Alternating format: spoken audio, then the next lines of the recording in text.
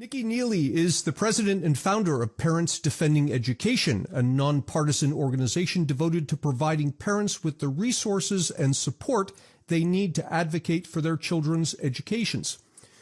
Nicole also founded Speech First, a nationwide organization that defends college students' free speech rights, was president of the Franklin Center for Government and Public Integrity, and served as executive director and senior fellow at the Independent Women's Forum and at the Cato Institute. Nicole, thank you for coming back. Thank you for having me. You were on Words and Numbers, was it 2 years ago?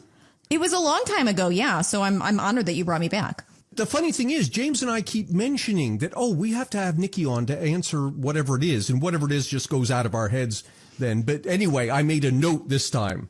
I realize I'm the less important Neely, so to be fair. I don't even know where to begin on that, but no, you're not. What prompted all of this is my wife ran across an article about President Trump and the cuts to the Department of Education and said, look, this is really fascinating. You should get Nicole on to talk about this. And I said, yeah, you're absolutely right. So I'll start at a very high level. On the one hand, people have said to me, well, this is unconstitutional, these cuts that Trump is making to Department of Education. But then people on the other hand say, yeah, but the Department of Education itself is unconstitutional. Therefore, by definition, any cut he makes to it is constitutional. So at a very high level, let's just start there. What's your opinion of what's going on over there? Yeah, I mean, so certainly this has been a major talking point because Trump was going to sign the executive order shutting down the Department of Education. When you actually read the fine print of that executive order, it directs the department to come up with the plan within the bounds of, what is legal. And much of shutting or even offshoring some of the different functions of the department to other agencies has to be done through an act of Congress. Let's look at Congress right now. The House can barely agree on naming a post office, right? I mean, they can't strategize they're out of a paper bag. And even though the Senate has a Republican majority, you need 60 votes. And you're certainly not going to get 60 votes to actually really do anything in the Senate side either. And so I think this is a lot of Sturm und Drang right now. That being said, certainly there have been significant reductions in force. There have been different programs that have been cut. I mean, there are about a zillion lawsuits flying back and forth from, be it the states, be it from activist organizations like the NAACP, teachers unions trying to keep the staffers in place, trying to keep the programs and the funding going. This is, to borrow a line from 300, this will not be over quickly. You will not enjoy this. I think I will enjoy it, actually. I've been wanting to see the Department of Education disappear since the early 1980s. There's a chance that might actually happen now, isn't there? Yes, I think it is. I mean, again, much of this is going to have to actually be done through Congress. But there are, that being said, you look at some of the cuts to the grants that were made. My organization identified $1 billion in grants that were made over 4 years during the Biden administration that went to DEI focused programming. We then followed that on and looked at other sort of education related grants that actually went out through other cabinet agencies. DOJ used $100 million worth of school safety grants, again, for DEI programs. We found one that was related to knitting circles and yoga. When you think about school safety grants, you think about maybe stopping shooters, not yoga. There were ones through HHS that were to teach school counselors and social workers. But you look at what the actual programming was that the social workers were encouraged to do, and it was a lot of equity and identity politics focused things. And so is this money that is being spent to help children learn better? Let's remember the big backdrop of this is how are children doing in school? NAEP scores fell off a cliff. And even frankly, before the pandemic, were nothing to write home about. And so we have a Department of Education and states and localities that are spending more money than ever on education. Children are doing objectively worse than ever. And so to the extent where stuff is not going to be taken out of my pocket, sent to Washington, have the cream skinned off the top, sent back to the states and the cities with strings attached. I think a lot of people are kind of like, well, what? Can it get much worse than it is right now? And so I think, Trump is able to tap into real public dissatisfaction with the state of education. That being said, we have seen this administration sometimes in their execution be not 100% perfect. And so I think at this point, they are maybe kind of their own worst enemy as they try and make some of these things happen. I want to back up a minute. the Department of Education didn't exist prior to Carter. What was the incentive for creating it in the first place? What was it supposed to fix? It was supposed to fix making the labor unions happy. I mean, it was in 79. It was just a big handout to unions. Again, all this money has been collected. I think Bill Bennett had ran the numbers and he said it was like $1 trillion has kind of run through Washington and the Department of Education since its inception. Aside from the fact that scores have fallen off a cliff, you look at the amount of money coming in, it's like kind of frightening. And then to hide this very obvious decline. Aunt, I know you have kids, right? It's kind of obvious that children today just generally know less than children, 30 or 40 years ago knew. You compare what a third grade test was in the mid 80s versus what a third grade test is today. And we see a lot of, the federal government, as well as frankly the states, drop standards to kind of hide, and mask that decline. And so we're all sort of being actively gaslit in real time. We saw this certainly very vividly during COVID when we were told certainly there's no learning loss being taken place. I think about the super brilliant head of the Los Angeles Teachers Union who said, our babies might not have learned timetables, but they learned the meaning of the word resilience. Just insane things that are happening right now in the name of do we actually care about kids learning or not? I was in McMahon's confirmation hearing for a very, very long period of time between two professional wrestlers. So I kind of had to sit diagonally for 4 hours. And I was looking at the questions that the different members were asking, and almost every single question that came from a Democratic senator was about the bureaucracy. It's what's going to happen to these federal workers, what's going to happen to these officials in the states and the cities. Very few questions about the kids. And to me, that was really telling because at the end of the day, do we really care about the kids? They're only in the system for 12 years. Whereas the bureaucrats are there for life. And that was something that I found really kind of stomach churning. Let me follow that up with what I think is a very difficult question. And I've asked it to a number of people. I've never gotten an answer. I don't have an answer myself. Maybe you do. Has the Department of Education ever done anything that's worth doing? I think this has become obviously a very partisan issue right now, but for the most part, no. We look at even right now the fact that Trump is very robustly exercising his executive power to try and rein in civil liberties and injustices that he has perceived have taken place over the past couple of years. Has a school ever lost federal funding under Title IX? Actually, no. It's something that has been used to blackmail schools for a really long time. Under the Obama administration, it was threatened against the University of Montana because they had a sexual assault issue. And it was so scary, just the mere thought of losing federal funding, that it forced compliance among America's 4,000 colleges and universities, as well as the 13,500 school districts. And so schools made, I think what frankly in retrospect was a rational decision to sacrifice the First Amendment on the altar of Title IX. That achieved their political aims. In my mind, I think that's gross. Obviously, the Constitution trumps statutory things like that. But that was political expediency for them. And so we're watching the pendulum swing back the other way. And so we live in strange times. For our listeners out there who are wondering why it is that every college in the United States has a federal funding issue, it's because it goes all the way down to student loans. Yeah. Every school, every college in the United States, I think, save 3 accepts student loans. So that means functionally every college is beholden to federal funding. Yeah, and it's worse than that, James. It was part of I remember we talked about it back in the day. It was part of the Affordable Care Act. A line item in there took those student loans out of wherever they were and put them under the Department of Education. And I was terrified because I figured this is the foot in the door for the Department of Education to start dictating education policy to colleges and universities. They've done such a bang-up job on our primary and secondary schools. Yeah. And so, this is as much, right now, obviously, we're sort of in the middle of this maelstrom around Harvard. But there are so many different ways and, pipelines of money into universities, and also to K-12 schools. I think back a couple years ago, the Biden administration threatened to withhold school lunch money. Literally food for poor children from school districts that refuse to implement their guidance document on Title IX. Guidance documents are non-binding. You ask any federal agency, right, and they sort of, when you pin them down in court, they're like, oh no, it's just guidance, wink, wink.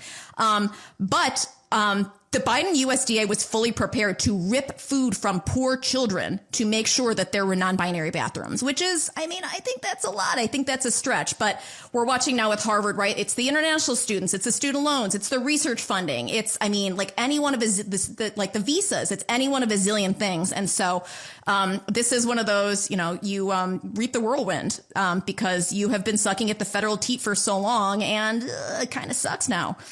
I didn't know if I was allowed to say teat, so you know it is. You can say teat. A biological term, but you can say whatever you want. It's me. The other guy here. We got to watch. I'm the one being censored.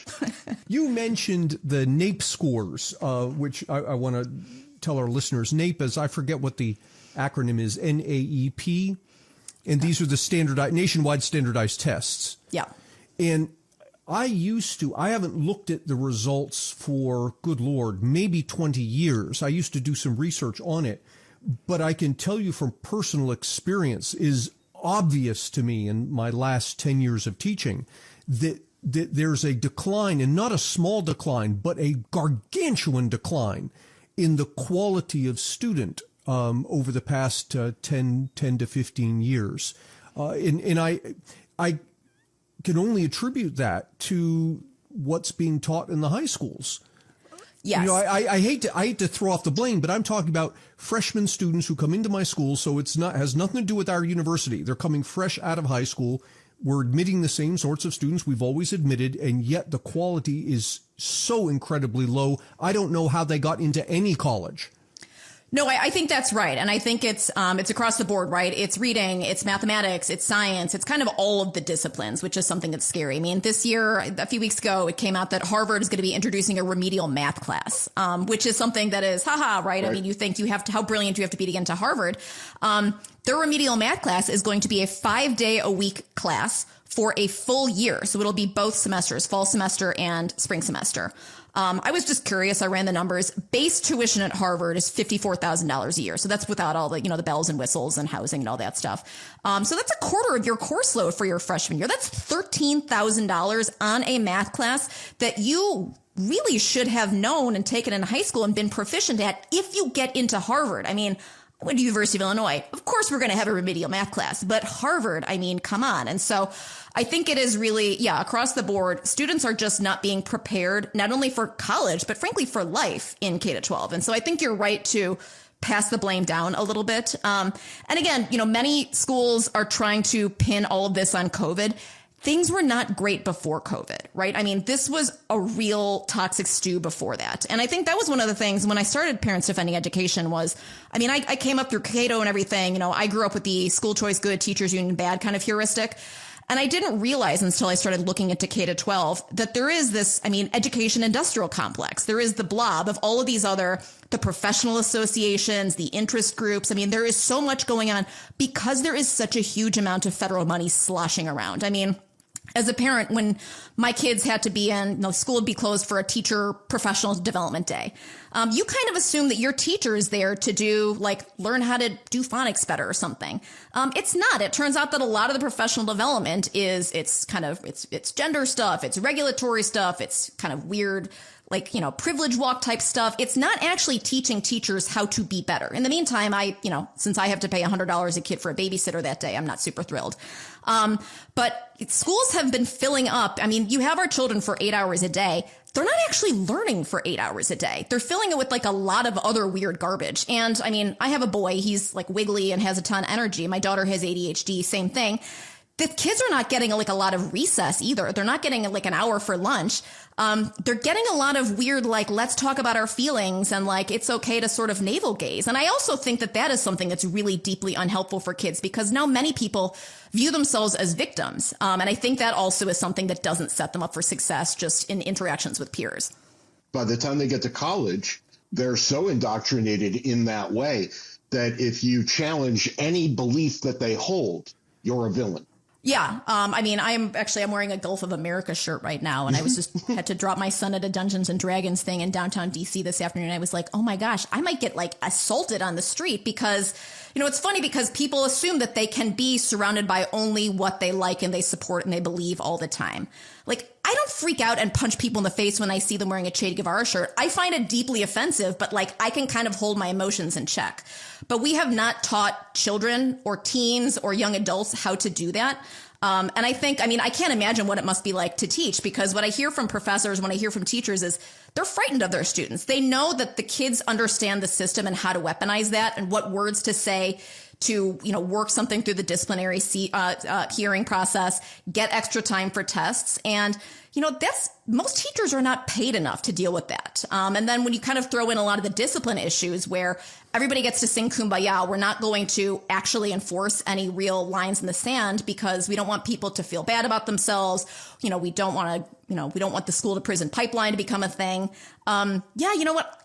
If I'm paid $50,000 to be a math teacher, I'm there to teach math. I'm not there to be an emotional support dog, gender counselor, punching bag, you know, all of those things. That's too much. And so I actually feel really bad for a lot of teachers that are being put in a terrible situation. And yet a lot of them brought it on themselves, right? We have a bunch of teachers who can't stop emoting too.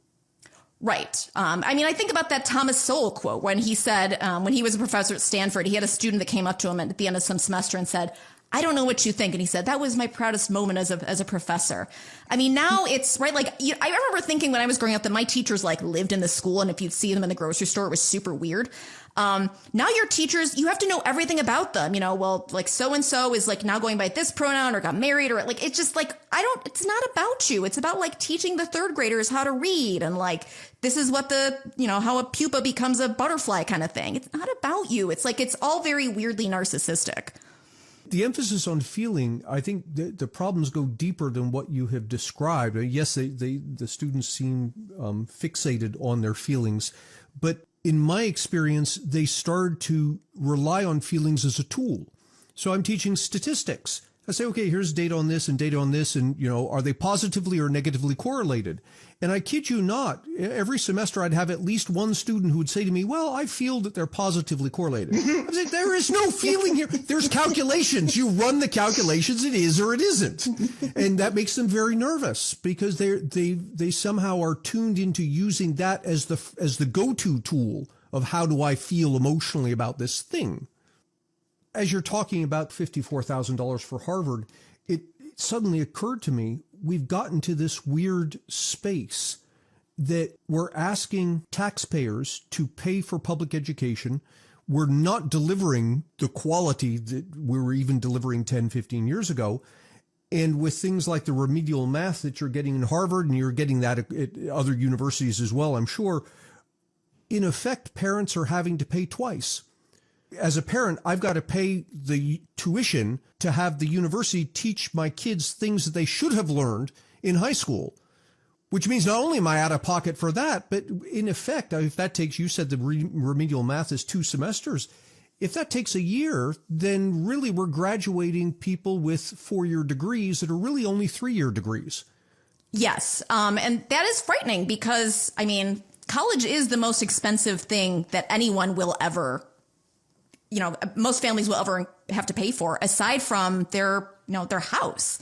And so to be out of pocket, I mean, $80,000 for, look at Columbia, like for my child to not be able to enter the science building because a bunch of kids are having a temper tantrum about some foreign policy issue.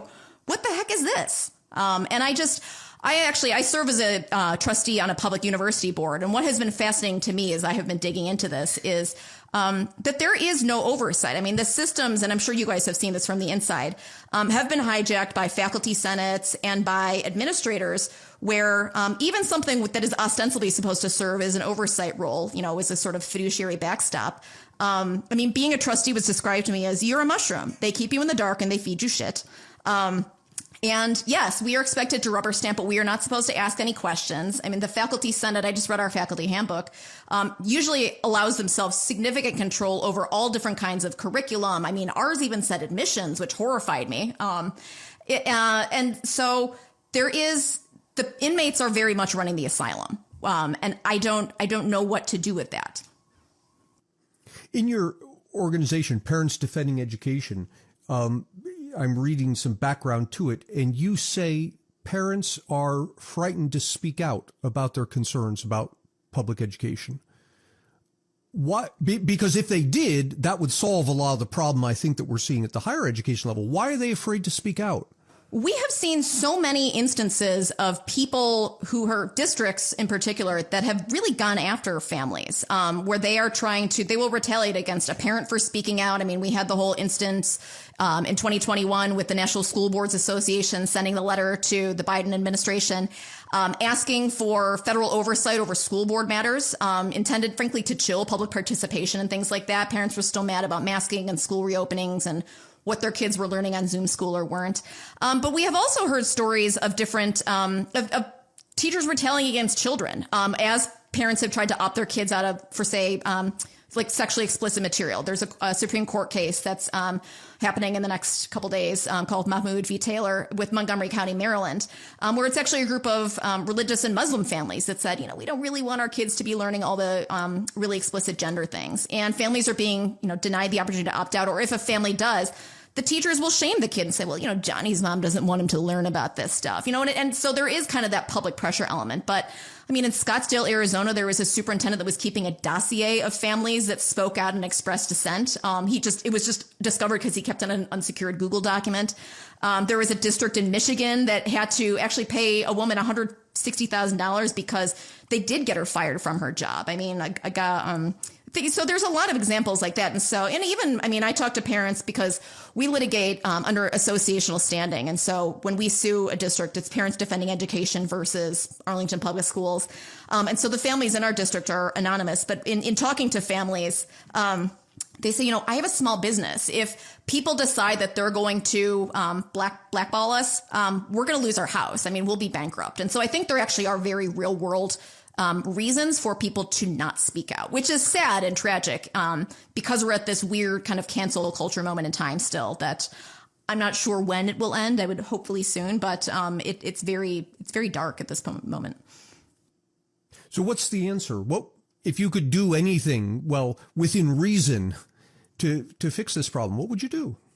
I do think there is a role for people to start to speak up. It's funny because we have people send us tips. We do public records. And then I am the bad guy. We're the ones who get the hate mail and the death threats, not like the parents who send us the stuff. But I want people to see that the sky doesn't collapse when you speak out. And in fact, it's actually kind of empowering. I think for the most part, Americans have their civic engagement muscles have atrophied. People have forgotten how to engage with each other constructively. If my neighbor has not mowed their grass, the solution is not for me to call the county and have, a cop come out and knock on their door.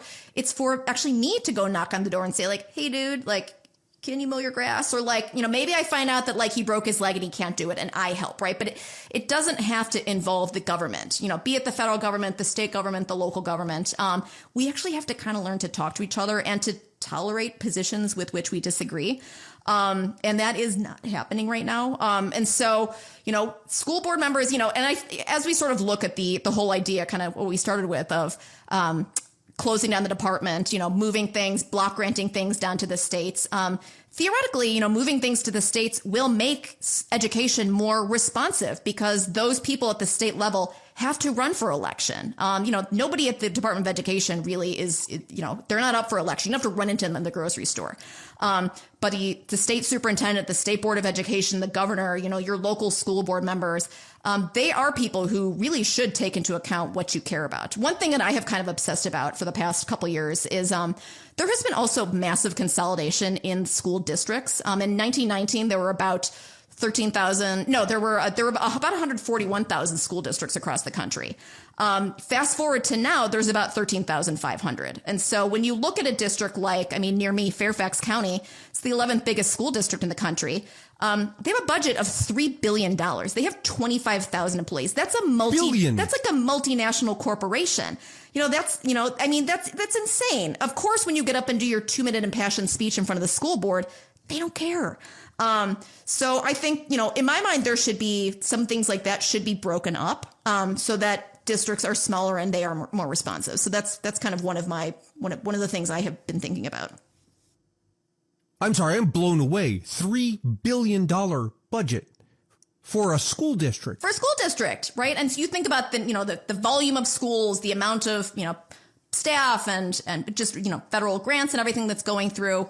That's like a lot. And so when you are hiring someone as a superintendent who has done 10 years and a PhD in an education school, that's, is that the right skill set for this job? Or do you need someone who was the CEO of McDonald's, who actually understands supply chains and things like that? I mean, to me, that actually is a more linear set of experiences than being somebody who has read a real lot of bell hooks.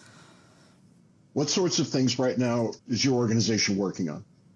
We are working on, I think trying to keep an eye on what is happening with kind of all of the president's priorities, which are occupying a lot of bandwidth right now.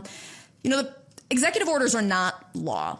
It kind of frames out the agenda of where the administration wants to go to. But I think, there is going to be, at this point, it's kind of the ball has been passed to Congress. There are laws that are going to need to be passed. There are rules and regulations that are going to need to be done through kind of the Federal Register and the notice and comment period. And so I think, that is kind of interesting to watch how these things are going to unfold. DC is kind of an interesting place right now because Congress is really not trying to lead on any of these issues. They're sort of trying to follow the president's signals. And so, where does that go? I mean, as we saw with kind of the Harvard letter and stuff, not all of the impulses are perfect. And so that is a problem in and of itself, because I think they're kind of undermining the goodwill that they rode into office on. So I feel like for the next couple of months, it's sort of hunting and killing mode to identify the different programs that are, in my mind, unconstitutional. So some of the Title VI violations where there has been flagrant discrimination on the basis of race, and national origin and sex,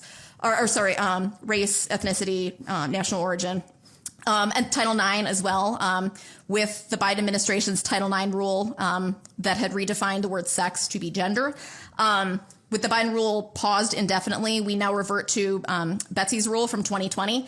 That still has some gaps in it. That has some due process issues that need to be remedied. And so that's something else that's going to need to be taken up. But we are seeing many, many districts, as well as many universities and state agencies that are saying, we don't believe the president's EOs. We don't like Betsy's Title IX rule. We're going to #resist. And so there's going to be a lot of showdowns about that. And I think something else that's kind of interesting is, even if a school wants to comply, the public university that I serve on seems to want to comply in good faith with the executive orders, because I do think there has been so much excess in, higher ed in particular, with a lot of the DEI stuff. I think a lot of universities and institutions kind of want to back away from that, and Trump can be the bad guy and the boogeyman and the reason for them doing it, but it sort of is what's in their hearts anyway. That's running head on into what state law is. That's why we're seeing this showdown with Maine right now. Maine, Illinois, California, they have included gender identity as a protected class in their states. A lot of states have minority contracting laws or DEI reporting requirements. And so all those state laws are going to have to be taken off the books as well. And so I have been cautioning people, dear God, don't hang your George Bush mission accomplished sign yet. There is a lot of stuff that has to happen before we get to where we need to go. I was at a university trustee board meeting a few weeks ago, or trustee meeting. It was a conference for trustees. And a lot of the advice that the speakers were giving attendees was, just wait it out, just keep doing your inclusivity stuff. And so I think there is a non-zero number of people that are going to try and go underground and keep doing their discrimination, just sort of, taking the words off and say, it's the belonging department now, we're cool. And in my mind, they're the real bad actors, because I think, that's into, it's the mens rea. That's actually the guilty mind. They don't want to do what the right thing is to do, be it the morally correct thing or the constitutional thing. And so identifying that stuff, I think, is going to be something that's going to be very time consuming going forward. While you were talking, I'm sorry, I couldn't get it out of my head. You said Fairfax County's school district budget is $3 billion. The city of Pittsburgh, the entire city of Pittsburgh, is 1/3 of that. And still probably too much. It's a mess. That's why there are so many consultants that are out there selling their services. There's a lot of money to be made selling curriculum. even, you look at things like Southern Poverty Law Center has had curriculum for decades. They renamed it a couple years ago. It used to be called Teaching Tolerance. Now I think it's like Learning for Change. But they have tens of thousands of teachers in their network that have, lesson plans for every grade, handouts, assignment. There is this whole, this whole business line of providing things to make it turnkey for teachers to just push these programs on kids. And no one had any idea. I think that is sort of the silver lining in a weird way of COVID, is that suddenly people had a window into what was happening in schools. Because, many of us dropped our kids at the schoolhouse gates and assumed that everything was fine and it was how it was when we grew up. And it certainly is not. And it has been dismaying, but I think it has given, a lot of people a reason to get involved in politics for the first time. So that has also been something that's been kind of interesting. Nikki, this has been fabulous. Thank you so much for joining us. I am so long-winded. I'm so sorry. No, that's kind of perfect. The more you talk, the less James talks. And that's all the time we've got this week on Words and Numbers.